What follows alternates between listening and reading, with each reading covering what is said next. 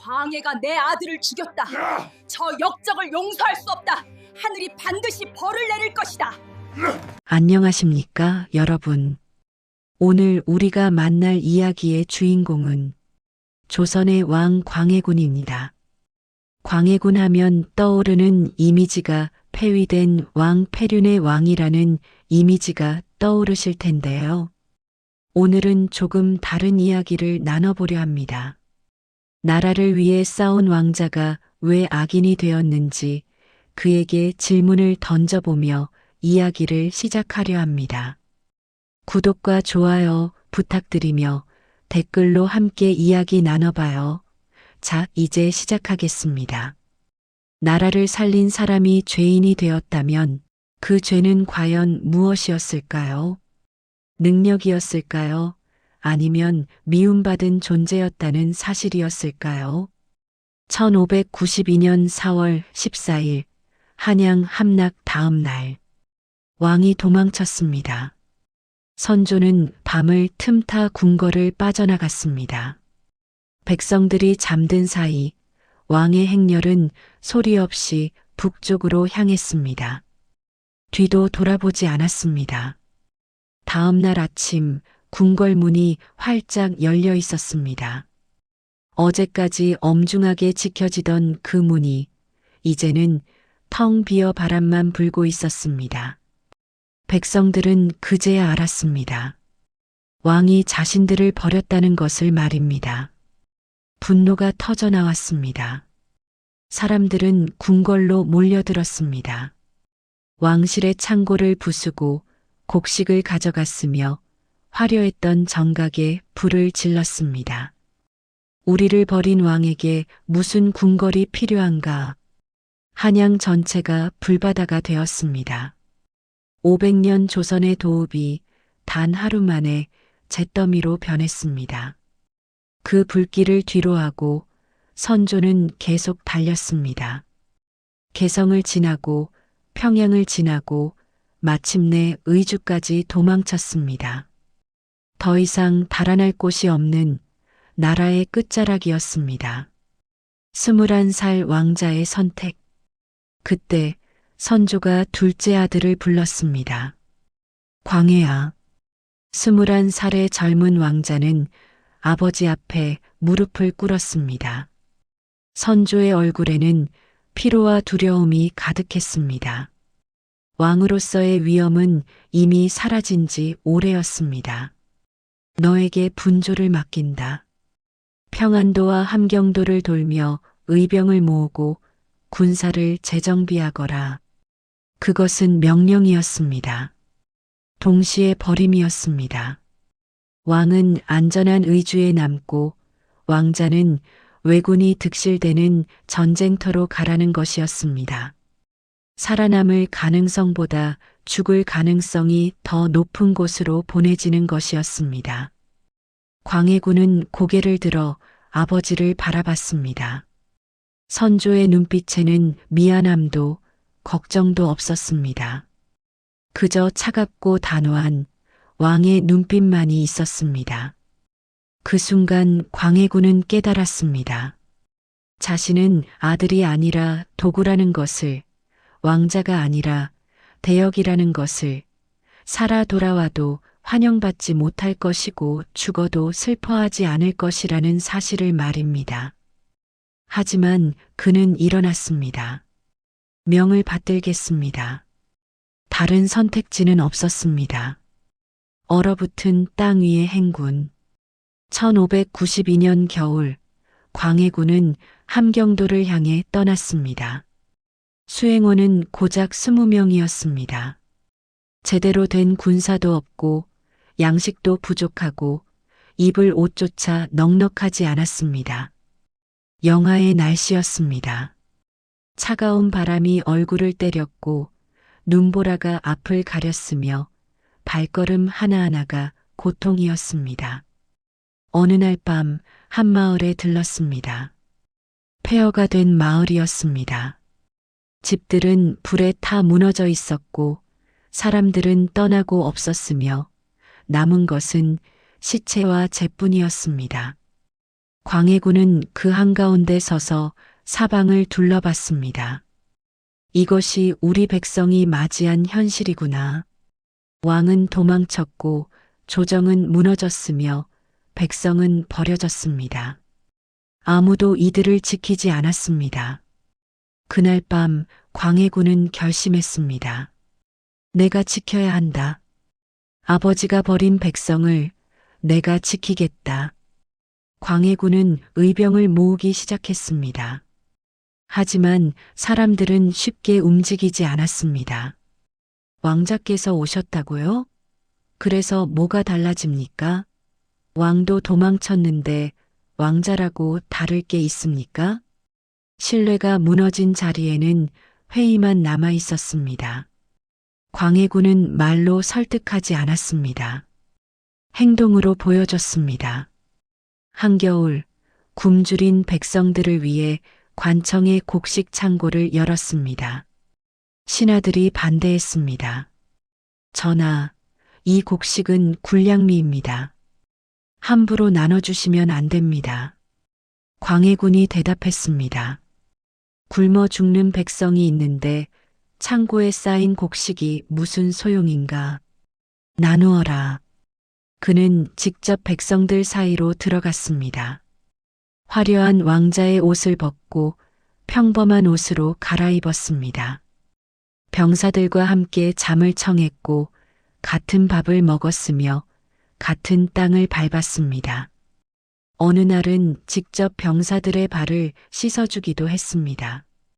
얼어서 갈라진 발을 따뜻한 물에 담가주고 천으로 정성스럽게 감싸주었습니다. 나이 든 병사 하나가 울먹이며 말했습니다. 저하, 어찌 천한 놈의 발을 손수. 광해군이 미소 지으며 대답했습니다.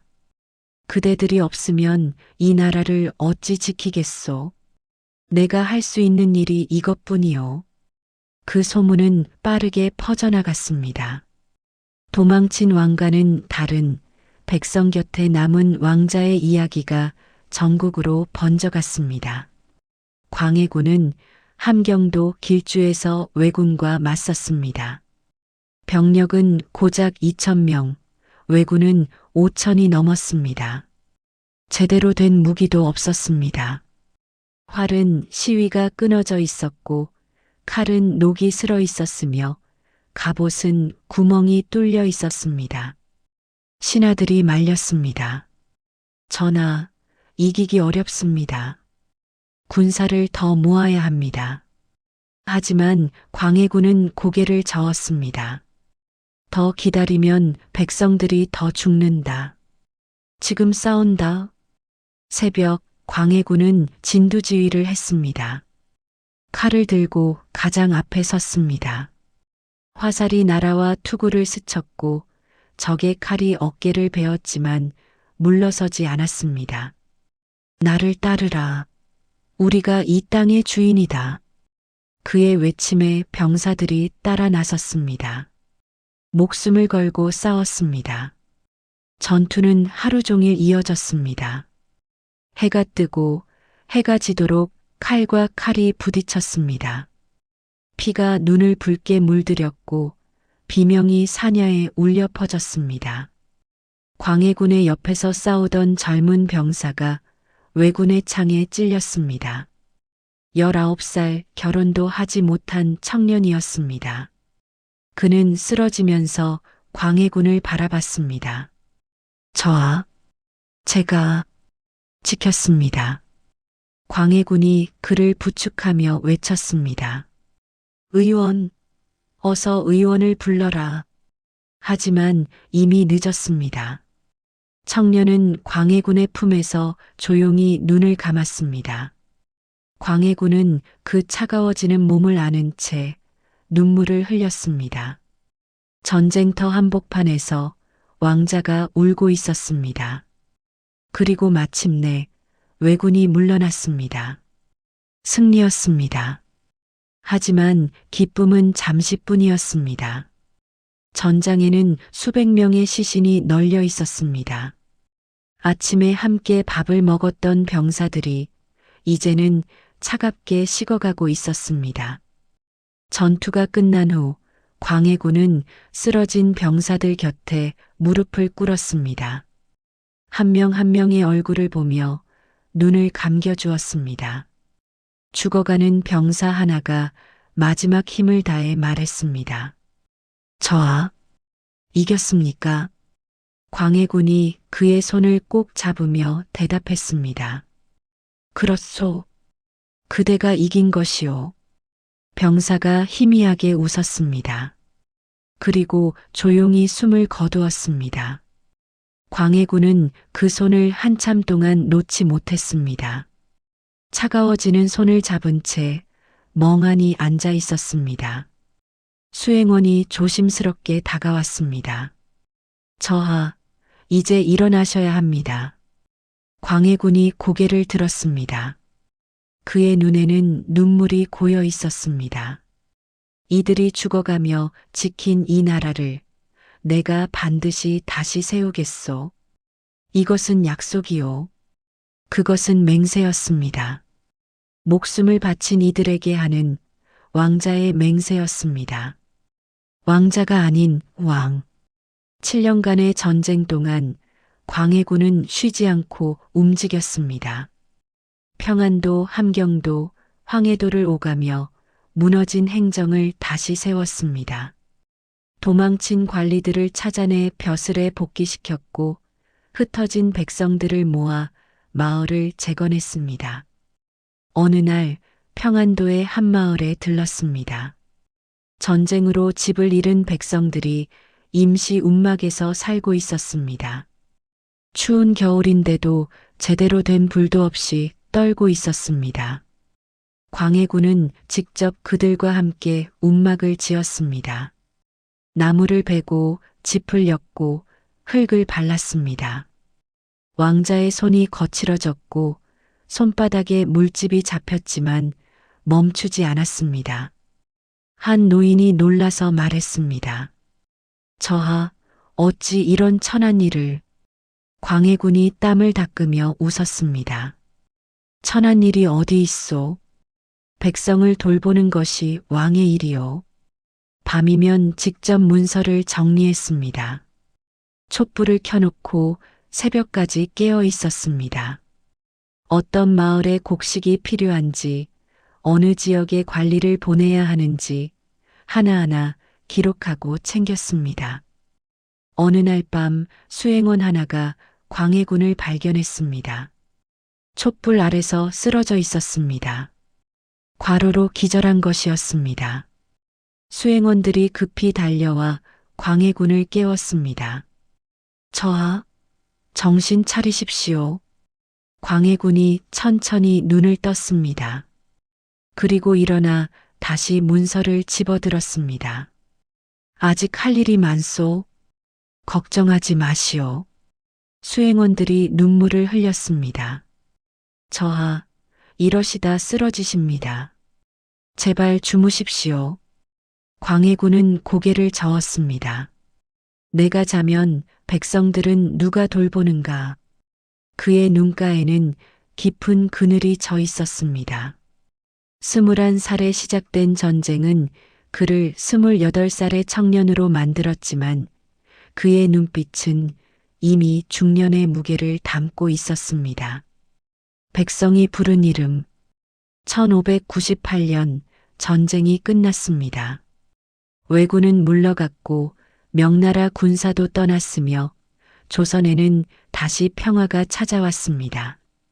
하지만 그것은 폐허 위의 평화였습니다. 전국 곳곳에 불탄 집터만 남아 있었고 백성들은 가족을 잃고 울고 있었으며 먹을 것은 턱없이 부족했습니다. 그때 백성들 사이에서 자연스럽게 한마디가 퍼졌습니다. 광해군께서 다음 왕이 되셔야 합니다. 누가 시킨 것도 아니었습니다. 강요한 것도 아니었습니다. 그저 모두가 자연스럽게 그렇게 믿었습니다. 왕은 도망쳤지만 왕자는 남았습니다. 왕은 숨었지만 왕자는 싸웠습니다. 왕은 백성을 버렸지만 왕자는 백성을 지켰습니다. 그래서 백성들은 말했습니다. 저분이 우리의 진짜 왕입니다. 광해군은 그 말을 들었습니다. 기쁘기보다는 무거웠습니다. 영광이 아니라 책임이었습니다. 백성이 자신에게 거는 기대의 무게가 어깨를 짓눌렀습니다. 하지만 그는 알고 있었습니다.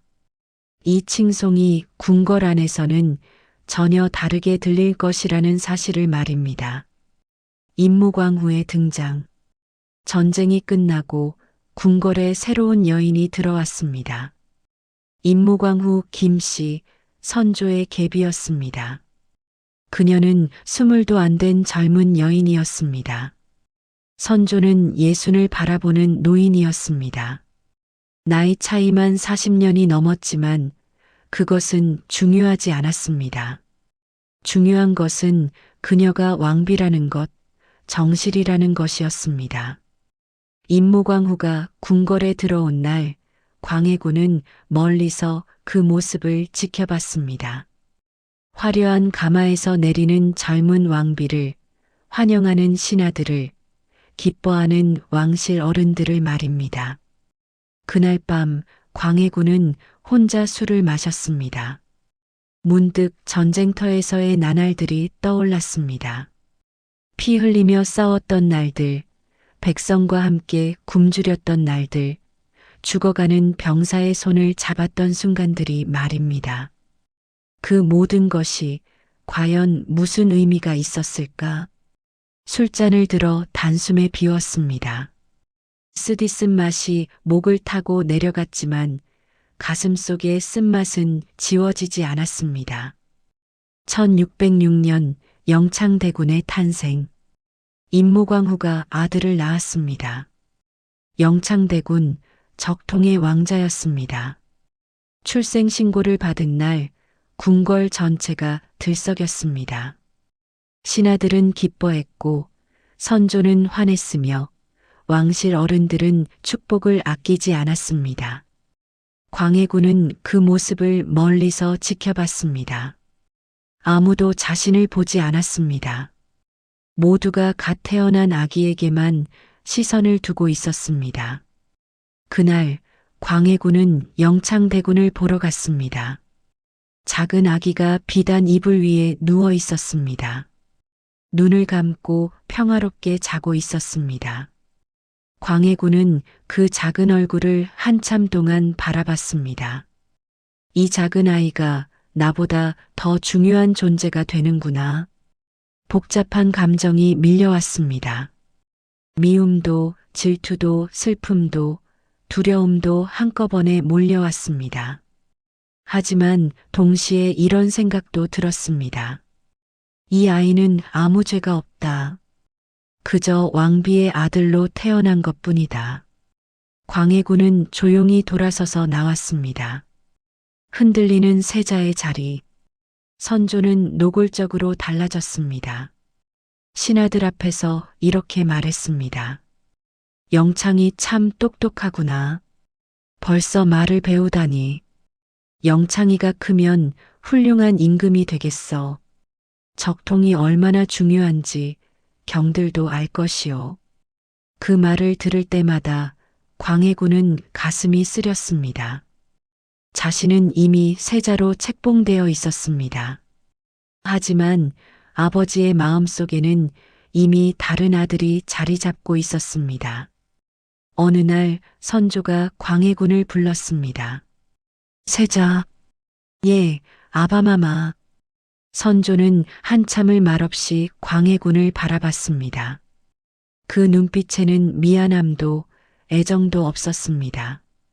그저 계산하는 눈빛뿐이었습니다. 적통에 대해 어떻게 생각하느냐? 그것은 질문이 아니었습니다. 경고였습니다. 내 자리는 언제든 바뀔 수 있다. 영창이 크면 너는 물러나야 한다. 광해군은 침착하게 대답했습니다. 신은 다만 아바마마의 뜻을 받들 뿐입니다. 선조는 만족스럽지 않은 표정으로 고개를 끄덕였습니다. 그래, 내 입장을 알겠다. 광해군이 물러나와 혼자 복도를 걸었습니다. 발걸음이 무거웠습니다. 나는 언제까지 이렇게 살아야 하는가? 언제까지 자리를 빼앗길까 두려워하며 살아야 하는가? 그날 이후 광해군은 더욱 조심스러워졌습니다. 말 한마디, 행동 하나하나를 신경 썼습니다. 실수하면 안 된다는 생각이 매 순간 그를 짓눌렀습니다. 갈라지는 조정.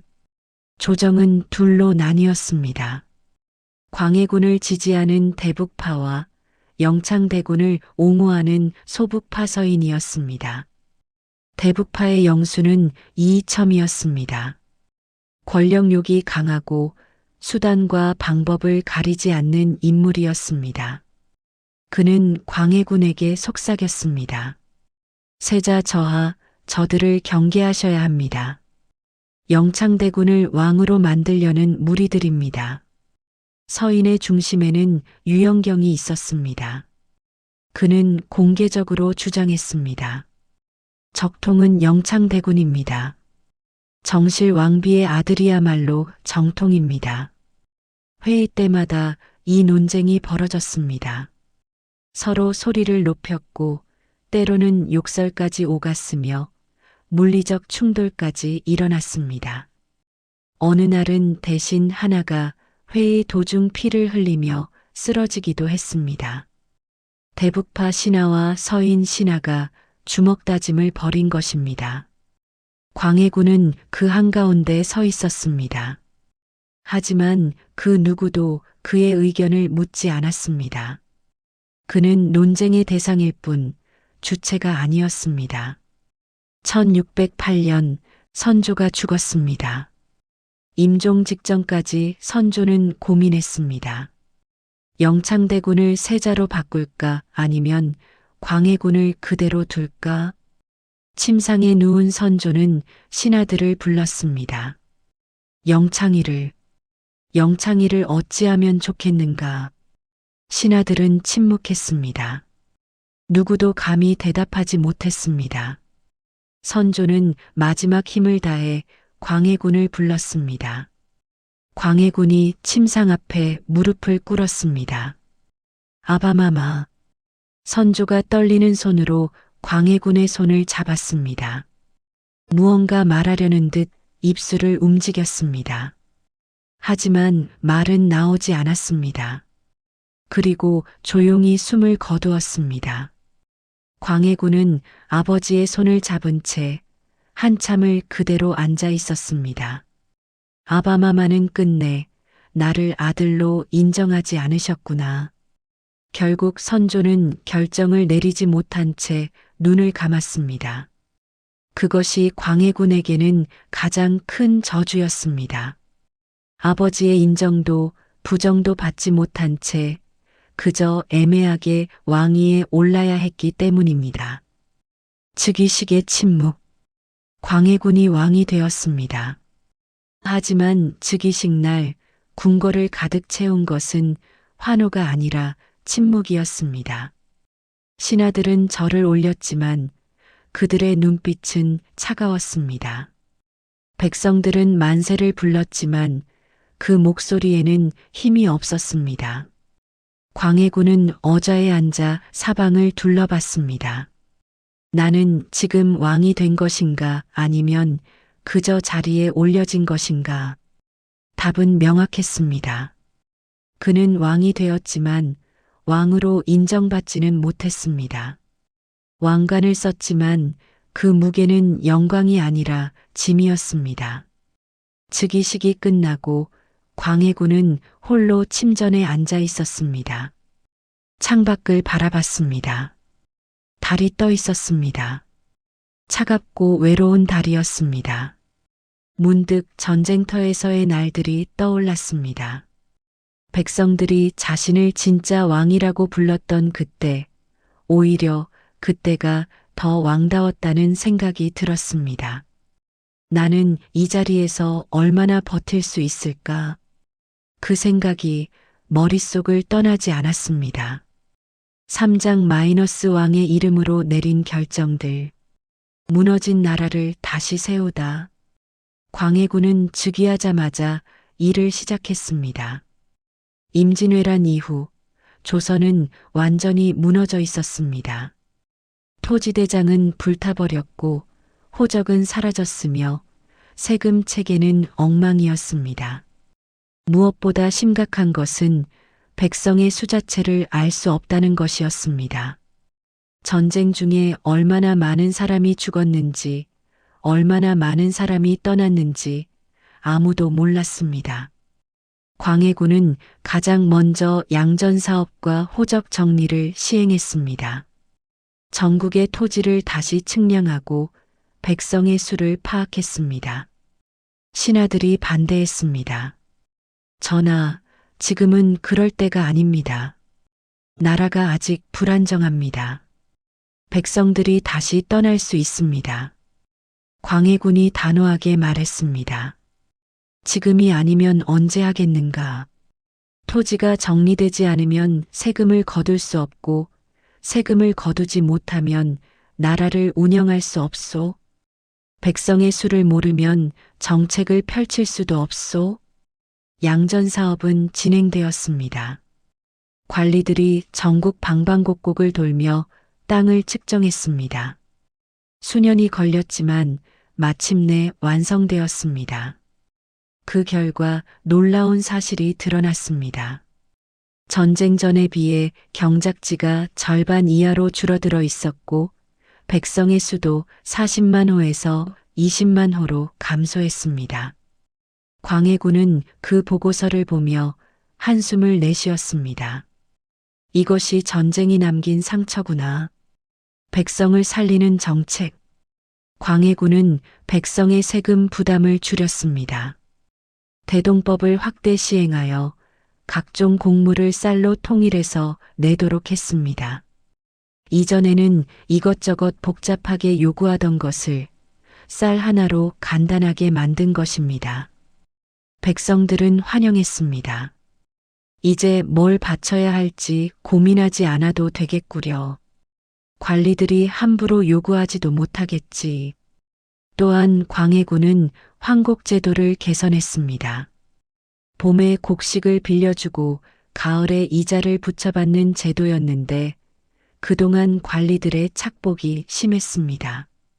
광해군은 직접 관리들을 불러 경고했습니다. 백성의 곡식을 훔친 자는 신분 고하를 막론하고 처벌한다.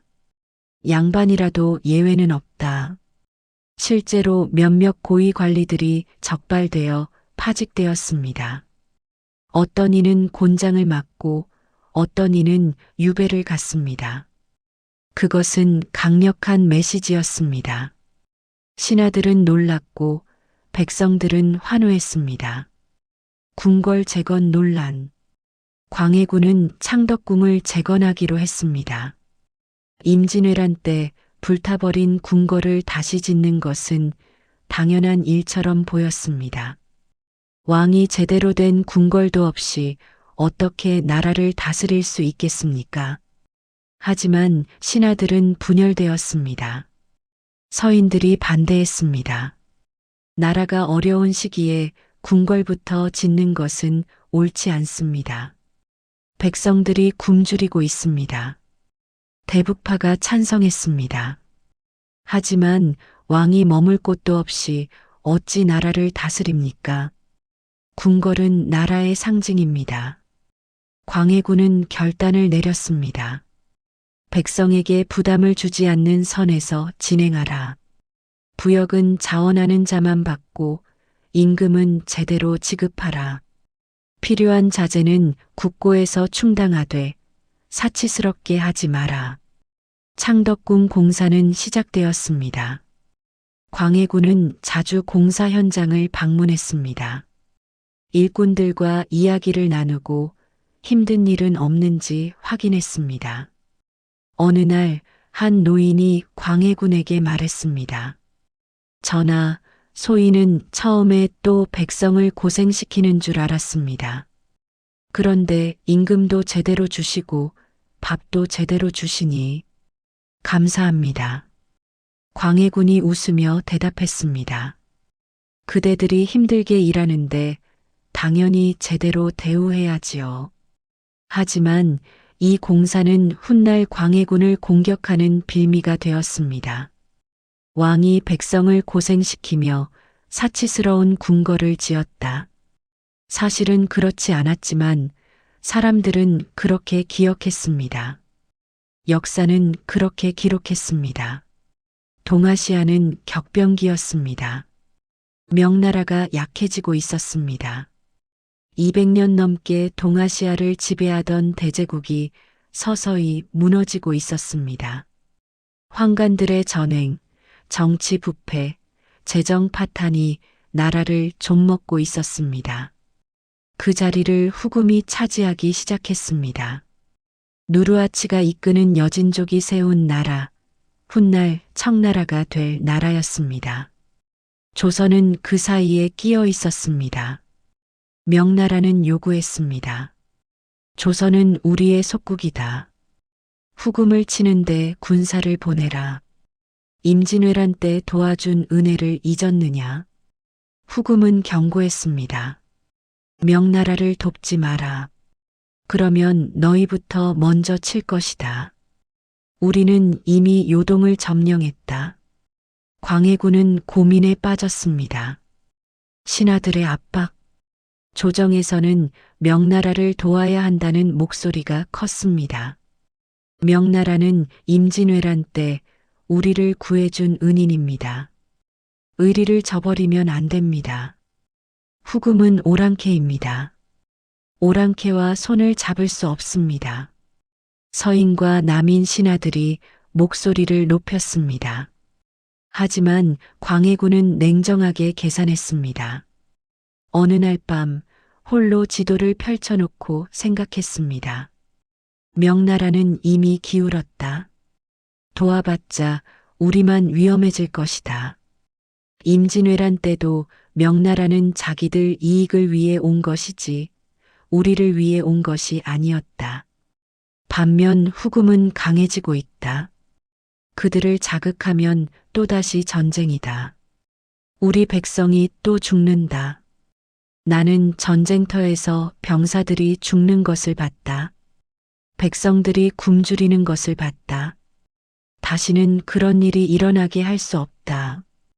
광해군은 중립을 택했습니다. 명나라의 요청에는 형식적으로 응했습니다. 군사를 보내되 최소한으로 보냈고 실제 전투에는 참여하지 말라고 은밀히 지시했습니다. 후금에게는 적대하지 않는다는 신호를 보냈습니다. 강옥립의 파병, 1619년 명나라가 다시 군사를 요청했습니다. 광해군은 강옥립 장군에게 13,000명의 군사를 주어 보냈습니다. 하지만 출발 전 광해군은 강옥립을 따로 불렀습니다. 아무도 없는 밤 비밀리에 만났습니다. 장군, 예, 전하. 광해군은 한참을 망설이다가 입을 열었습니다. 명나라를 도우되 조선 군사의 목숨을 먼저 생각하시오. 싸움이 불리하면 항복하시오. 군사들을 지키는 것이 더 중요하오. 강옥립은 놀랐습니다. 왕이 직접 항복을 명령하다니 이것은 전례 없는 일이었습니다. 전하, 그것은 광해군이 강옥립의 손을 꼭 잡았습니다. 우리는 명나라를 위해 죽을 이유가 없소. 형식만 갖추면 돼요. 부디 13,000명의 목숨을 지켜주시오. 내가 전쟁터에서 함께 싸웠던 병사들을 잊지 못하오. 그들의 죽음을 잊을 수 없소. 강옥립은 광해군의 눈을 바라봤습니다. 그 눈에는 간절함이 가득했습니다. 전쟁의 고통을 아는 자만이 가질 수 있는 눈빛이었습니다. 명을 받들겠습니다. 강옥립은 명령을 따랐습니다.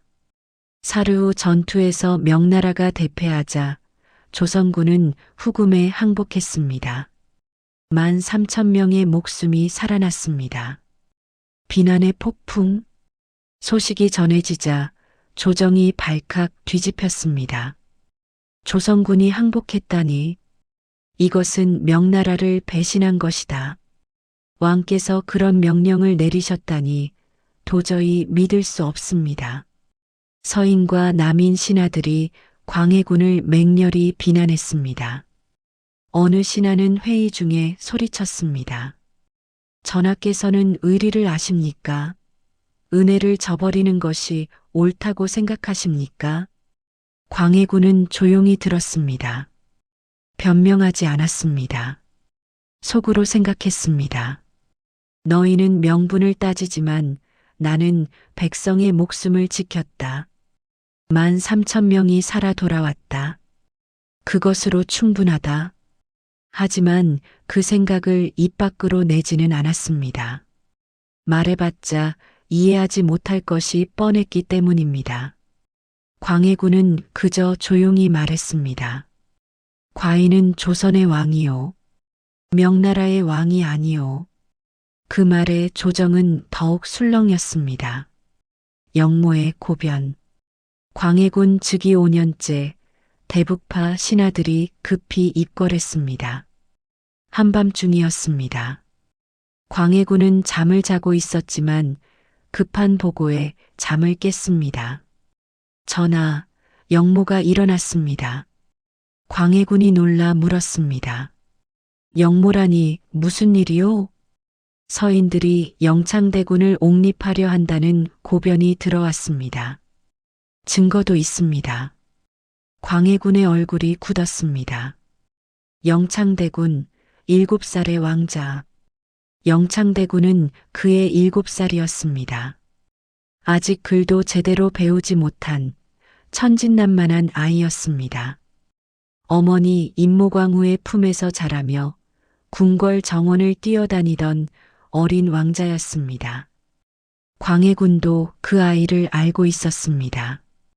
가끔 궁궐에서 마주치면 영창대군은 고개를 숙여 인사했습니다. 왕 아저씨, 안녕하세요. 그 순수한 목소리가 지금도 귀에 들리는 것 같았습니다. 신하들의 압박. 대북파 신하들이 매일같이 아뢰었습니다. 이이첨이 가장 적극적이었습니다. 그는 매일 입궐하여 광해군을 압박했습니다. 전하, 결단을 내리셔야 합니다. 영창대군이 살아있는 한 전하의 자리는 안전하지 않습니다. 지금 손을 쓰지 않으면 훗날 더 큰 화가 됩니다. 선조 때를 생각해 보십시오. 전하께서 얼마나 고생하셨습니까? 그것을 반복하시렵니까? 광해군은 고민했습니다. 밤을 새워 고민했습니다. 식사도 제대로 하지 못하고 잠도 자지 못했습니다. 얼굴은 수척해졌고 눈에는 핏발이 섰습니다. 어느 날 밤 홀로 어자에 앉아 생각했습니다. 저 아이가 무슨 죄가 있는가? 그저 왕비의 아들로 태어난 것이 전부인데. 하지만 다른 목소리도 들렸습니다. 하지만 저 아이 때문에 내 자리가 흔들린다. 신하들이 저 아이를 옹립하려 한다. 내가 살려면 저 아이를. 아니다. 이것은 살인이다. 7살 아이를 죽이는 것은 살인이다. 하지만 왕으로 살기 위해서는, 나라를 지키기 위해서는 머릿속이 혼란스러웠습니다. 궁녀가 조심스럽게 다가와 차를 올렸습니다. 전하, 드시옵소서. 광해군은 차를 받아들었습니다. 하지만 마시지 못하고 그저 찻잔을 들고 멍하니 앉아 있었습니다. 차가 식어갔습니다. 광해군도 식어갔습니다. 결단의 순간, 한 달이 넘게 고민한 끝에 광해군은 마침내 고개를 끄덕였습니다. 영창대군을 강화도로 유배 보내라. 신하들이 기뻐했습니다. 성은이 망극하옵니다. 전하. 하지만 광해군의 얼굴에는 기쁨이 없었습니다. 창백했고 눈빛은 공허했습니다. 영창대군은 강화도로 보내졌습니다. 한겨울이었습니다. 추운 바닷바람이 불어오는 섬으로 7살 아이가 홀로 보내진 것입니다. 영창대군이 떠나는 날 광해군은 멀리서 그 모습을 지켜봤습니다. 작은 아이가 커다란 가마에 실려 궁궐을 떠나고 있었습니다. 아이는 울고 있었습니다. 어머니를 찾으며 울고 있었습니다. 광해군은 그 모습을 보며 눈을 감았습니다. 그리고 2달 후 소식이 들려왔습니다. 영창대군께서 돌아가셨습니다. 공식 기록에는 병사라고 적혀 있었습니다. 하지만 모두가 알고 있었습니다. 한겨울 난방도 제대로 되지 않는 방에 가둬진 아이가 제대로 된 음식도 못 먹고 결국 죽었다는 것을 말입니다. 돌아올 수 없는 강을 건너다. 소식을 들은 날 광해군은 혼자 있었습니다. 보고를 한 신하가 물러가자 광해군은 그 자리에 그대로 주저앉았습니다. 그날 밤 그는 처음으로 울었습니다. 소리내어 울지는 못했습니다. 왕이 우는 모습을 보여서는 안 되기 때문입니다. 그저 조용히 눈물만 흘렸습니다. 나는 무엇을 한 것인가? 7살 아이를 죽였다. 나를 왕 아저씨라고 부르던 아이를. 손이 떨렸습니다. 온몸이 떨렸습니다. 광해군은 술을 찾았습니다. 술을 마시고 또 마셨습니다. 취해야 잠을 잘 수 있었습니다. 취하지 않으면 영창대군의 얼굴이 보였기 때문입니다. 그날 이후 광해군은 달라졌습니다. 잠을 잘 때면 영창대군의 얼굴이 보였습니다. 천진하게 웃던 그 얼굴이, 추위에 떨던 그 모습이 악몽이 되어 매일 밤 찾아왔습니다. 궁녀들이 걱정했습니다. 전하께서 요즘 밤마다 악몽을 꾸십니다. 비명을 지르시기도 합니다. 하지만 광해군은 아무 말도 하지 않았습니다. 그저 묵묵히 왕의 일을 했습니다. 아들을 잃은 임목대비는 슬픔에 잠겼습니다. 서궁에서 통곡하는 소리가 밤낮으로 들렸습니다. 식음을 전폐했고 누구도 만나지 않았습니다. 하지만 슬픔은 곧 분노로 바뀌었습니다. 광해가 내 아들을 죽였다. 저 역적을 용서할 수 없다. 하늘이 반드시 벌을 내릴 것이다. 임목대비의 목소리는 궁궐 곳곳에 퍼졌습니다. 광해군은 그 소리를 들었습니다. 매일 밤 서궁에서 들려오는 통곡 소리를 들으며 잠을 이루지 못했습니다. 신하들의 또 다른 압박. 대북파가 다시 입궐했습니다. 전하, 대비마마를 그대로 두시면 안 됩니다. 대비마마께서 복수를 꾀하실 것입니다. 대비마마를 유폐시키셔야 합니다. 아니면 전하께 화가 미칩니다. 광해군은 고개를 저었습니다. 안 돼요. 대비는 선조의 왕비시오. 어찌 유폐할 수 있겠소? 이것은 폐륜이요. 나는 이미 영창대군으로 이미 한 번 죄를 지었소. 하지만 압박은 계속되었습니다. 날마다 시간마다 똑같은 말을 반복했습니다. 전하를 위한 일입니다. 대비마마가 움직이기 전에 먼저 손을 쓰셔야 합니다. 영창대군 때와 똑같습니다. 지금 결단하지 않으시면 그 말 앞에서 결국 광해군은 또다시 고개를 끄덕였습니다. 임목대비를 서궁에 유폐시키고 대비의 지위를 박탈했습니다. 조선 역사상 전례 없는 일이었습니다. 왕이 선왕의 왕비를 폐위하다니, 아들이 아버지의 아내를 죄인으로 만들다니, 임목대비는 서궁에 갇혔습니다. 외부와의 연락이 끊겼고 음식도 제대로 들어가지 않았으며 추운 겨울에도 난방이 되지 않았습니다. 백성들은 충격에 빠졌습니다. 이것이 폐륜이다. 왕이 할 짓이 아니다. 하늘이 반드시 벌을 내릴 것이다. 광해군을 지지하던 사람들조차 하나둘 등을 돌리기 시작했습니다. 고립되는 왕. 광해군은 점점 고립되었습니다. 신하들은 두려움으로 복종했지 진심으로 따르지 않았습니다. 백성들은 원망의 눈빛으로 바라봤습니다. 어느 날 광해군이 거리를 행차했습니다. 백성들이 길 양쪽에 늘어서 있었지만 아무도 환호하지 않았습니다. 그저 침묵 속에서 지켜볼 뿐이었습니다.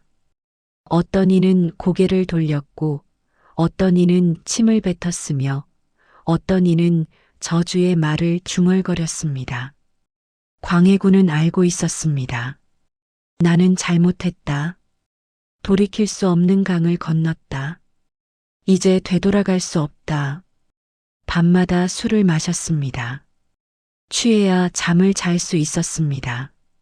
술에 취하지 않으면 영창대군의 얼굴이 보였고 임목대비의 통곡 소리가 들렸기 때문입니다.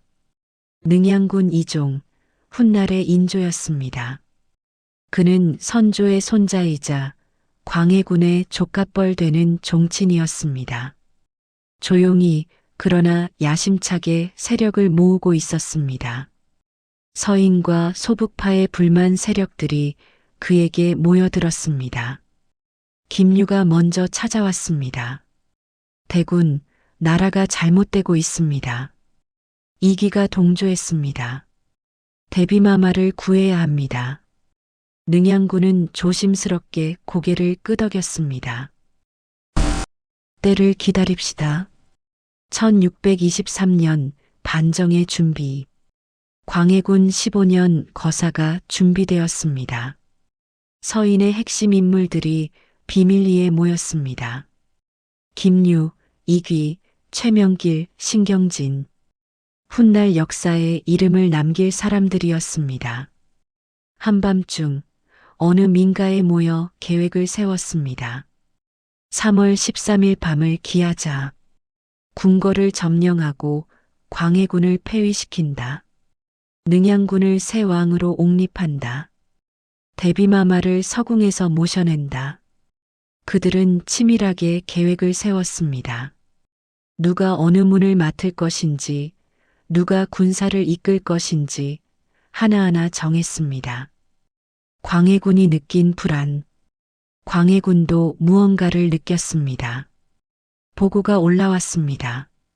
전하, 수상한 움직임이 포착되었습니다. 종친과 서인들이 자주 만나고 있습니다. 병조판서의 집에 무기가 반입되고 있다는 첩보가 있습니다. 광해군은 알면서도 외면했습니다.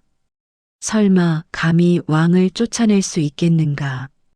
그것은 자기기만이었습니다. 현실을 마주하고 싶지 않은 도피였습니다. 혹은 어쩌면 광해군은 이미 지쳐 있었는지도 모릅니다. 매일 밤 악몽에 시달리고 백성의 원망을 듣고 신하들의 눈초리를 견디는 것이 너무 힘들었는지도 모릅니다. 어쩌면 그는 이미 왕좌에서 내려오고 싶었는지도 모릅니다.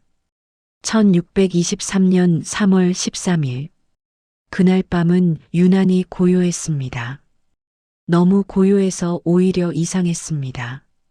평소라면 들려야 할 경비병들의 발소리도 궁녀들의 움직임도 들리지 않았습니다. 광해군은 어자에 앉아 문서를 보고 있었습니다. 촛불이 흔들렸습니다. 문득 이상한 느낌이 들었습니다. 공기가 달랐습니다.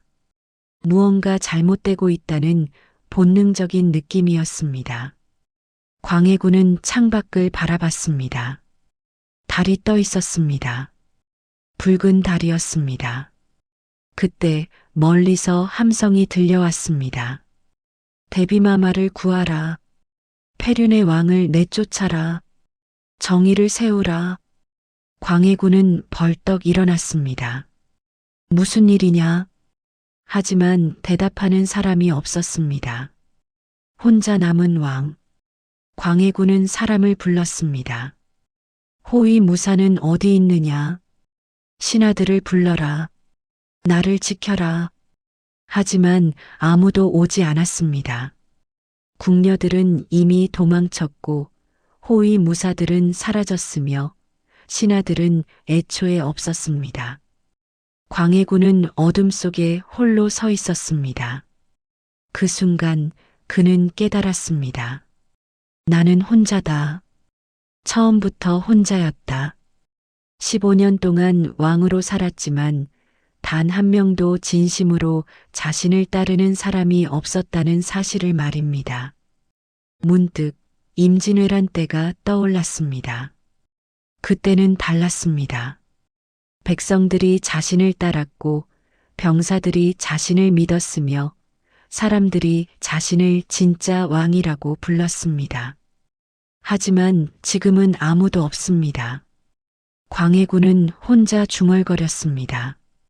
나는 무엇을 위해 왕이 되었던 것인가? 무너지는 왕권. 반정군이 궁궐 안으로 밀려들어왔습니다. 광해군은 도망치려 했습니다. 뒷문으로, 비밀 통로로 어디든 좋았습니다. 하지만 모든 문이 막혀 있었습니다. 이미 반정군이 모든 길을 차단해 놓았습니다. 결국 광해군은 어저 앞에 서 있었습니다. 반정군이 들어왔습니다. 칼을 든 무사들이, 분노한 신하들이 밀려 들어왔습니다. 그들은 광해군을 보고 외쳤습니다. 패주 광해, 죄를 아뢰라. 광해군은 고개를 들었습니다. 그의 눈빛에는 분노도 두려움도 없었습니다. 그저 허무함만이 가득했습니다.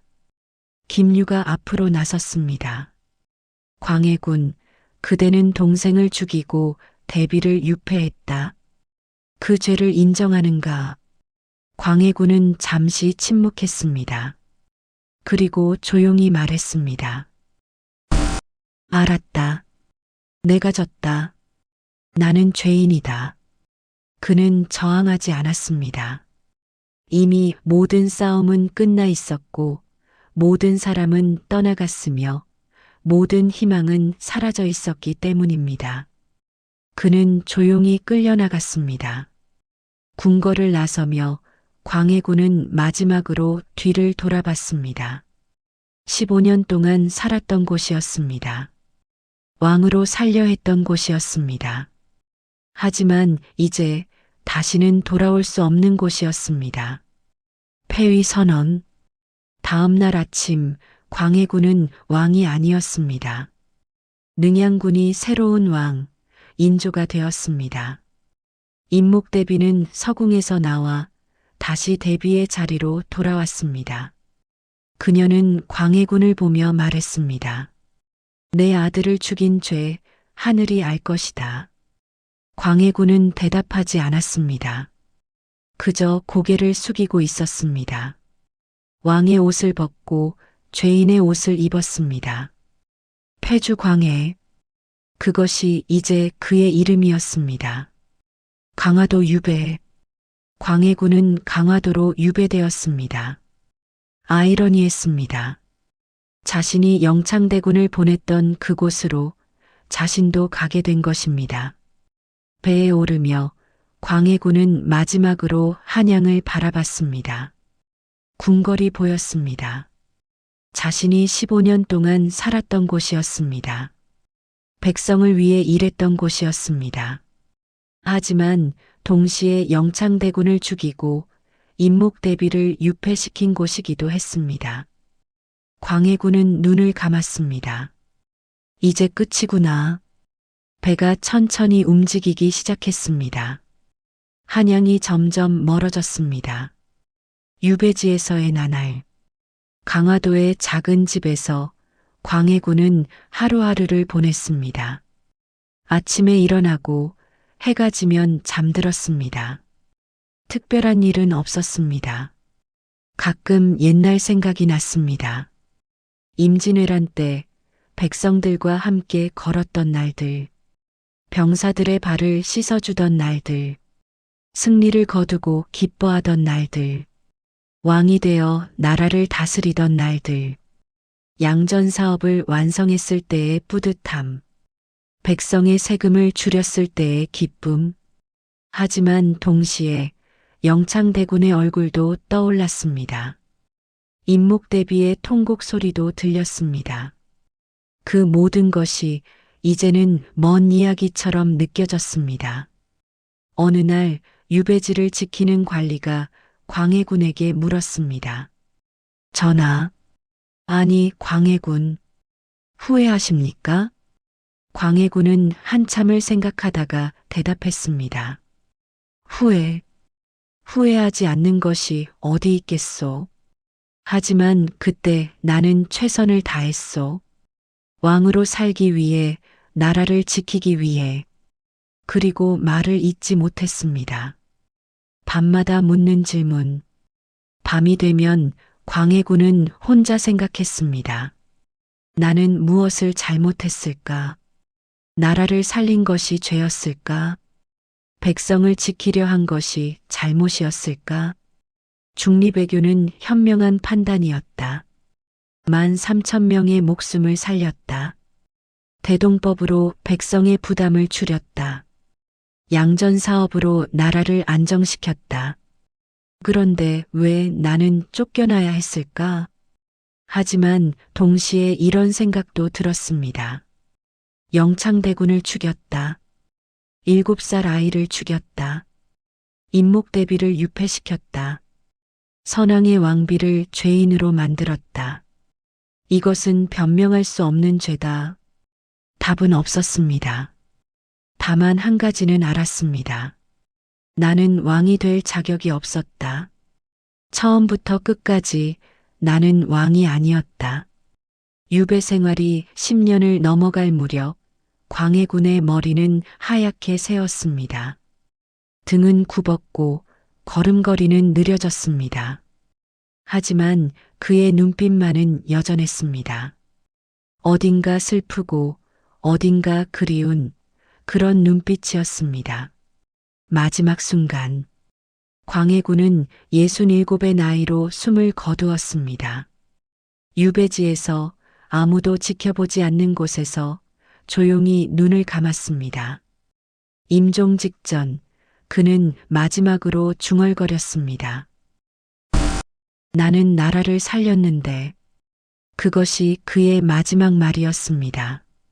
역사의 기록. 광해군은 왕으로 돌아가지 못했습니다. 묘도 없고 시호도 없으며 능도 없었습니다. 그저 광해군묘라는 작은 무덤만 남았습니다.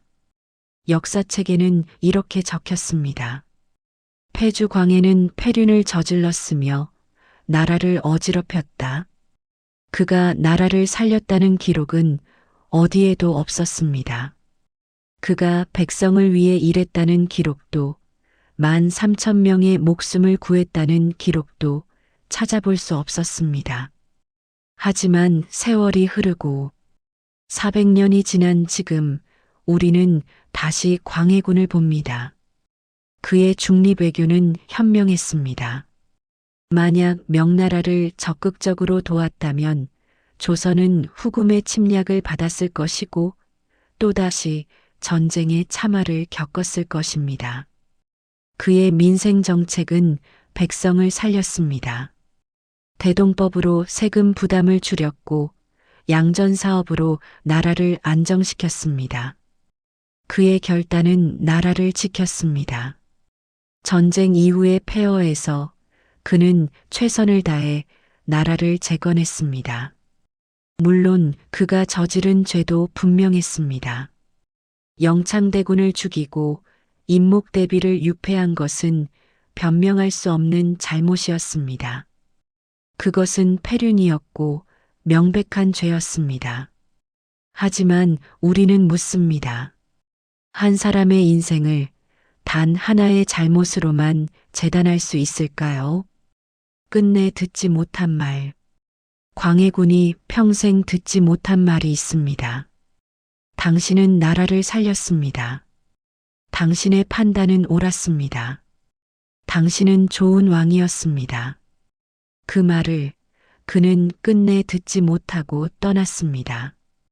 우리는 지금이라도 그에게 그 말을 전할 수 있지 않을까요? 역사 승자의 기록입니다. 하지만 이야기는 사람의 기록입니다. 오늘 여러분은 어떤 광해군을 보셨습니까? 전쟁터에서 백성과 함께 싸웠던 왕자, 나라를 재건하기 위해 밤낮으로 일했던 왕, 하지만 동시에 패륜을 저지른 죄인. 그의 인생은 단순하지 않습니다. 선과 악으로 나눌 수 없습니다. 만약 그 시대에 여러분이 살았다면 그에게 어떤 말을 해주고 싶으십니까? 당신은 좋은 왕이었습니다. 그 말 한마디를 그는 평생 듣지 못했습니다.